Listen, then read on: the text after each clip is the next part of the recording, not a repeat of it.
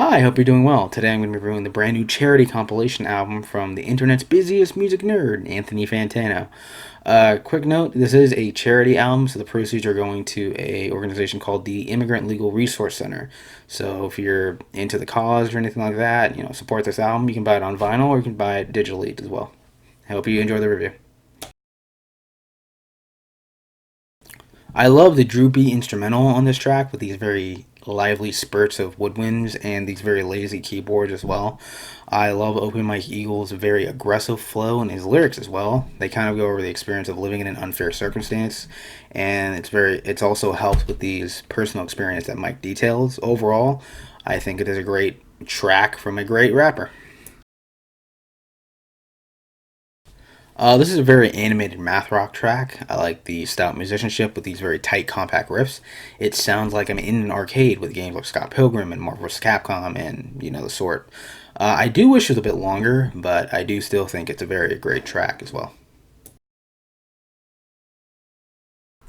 This track kicks off with some distant vocals aided with these rushes of electronics. The production evolves into a very thematic J-rock instrumental. Horror in the movie's performance has a fast tempo and it fluctuates in tone as well, has a nice charm to it. And I love the kick in the world refrain, like the screaming of it. I can feel the strain in her voice. It's so satisfying to hear. Overall, this ends up being a very intriguing track. There is a language barrier, but I don't think it stalled my enjoyment at all. So it's pretty good. This track is a sonic deviation for Manuel, who mostly trends in the direction of black metal and slave spirituals. Instead, you get a very grungy, rugged instrumental and to feel like an industrial punk song. Manuel's performance here is excellent with these hip hop influences mixed with these heavy punk screams as well. The lyrics are very rebellious, they're being very anti police. And I think the idea of the last coat of paint is the fact that how little patience there is after so many instances of social injustice. Overall, it's a great track. This is a more slower paced track. It consists of these very antique sounding guitar riffs and has some post punky sounds to it as well. And that being said, I even like the vocal performance on here. I think it's solid, but I think when I finish a song, when I think about its replayability, I don't think the elements of the production or the vocals really attract or repel each other. I think they're just kind of stagnant in face of one another. Like, I can appreciate the interesting lyrics and some of the wonky delivery on here, but it really does not stick with me.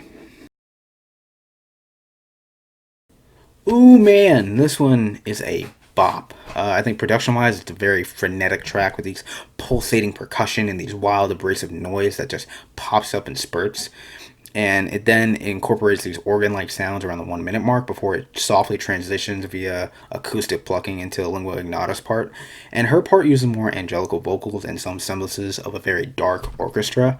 And both of the vocal performances are fantastic. Like Leo's very strained, feral screams contrasts with Lingua's more tame but omniscient performance. And I love the way they both harmonize at the end of the track. It's like tying a nice bow around a bloody, gushing present. This one has a very sparse acoustic instrumental with a very rustic texture to it. Jamie Stewart, per usual, delivers a strong, soft, crooning performance with some high notes thrown in there as well. The lyrics are kind of morbid and weird, detailing maggots in your pet's food and some lines regarding death and about the idea of an abyss as well. And you also get to hear Jamie Stewart say meow meow meow, woof woof woof, like 2 times. It's shoo shoo being weird, and I would not have it any other way. This track gives off a very gothic hip hop vibe that I like a lot. I think Colt's production chops are great here. Codebreak delivers a very bipolar and urgent verse here as well. His flow is great, shifting both vocal tone and cadence in a very efficient manner. And the murky miasma of the track is fantastically constructed, implementing these very different styles into a very nice blend of sound.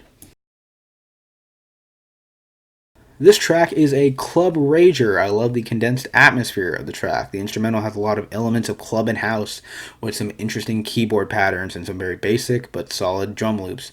And as the track progresses, there are more sounds thrown into the mix like sirens, alarms, sound tears, electric riffs.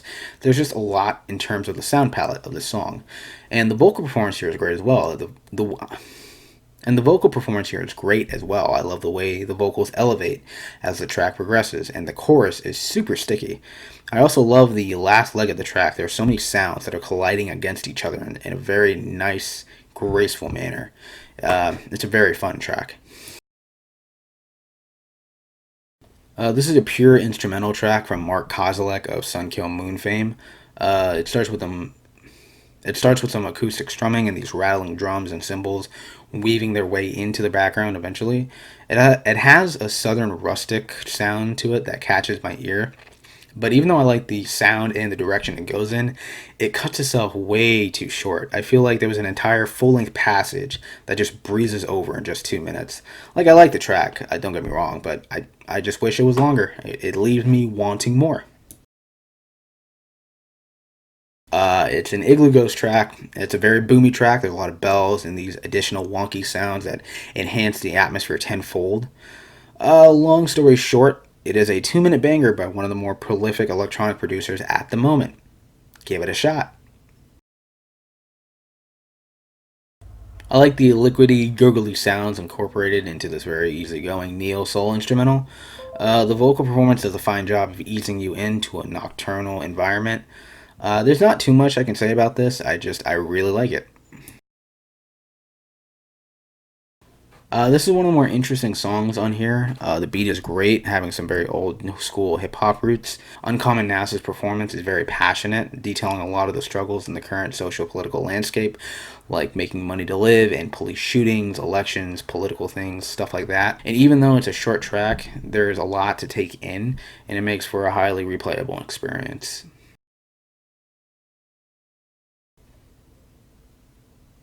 I thought this would be much, much worse, but it's not that bad.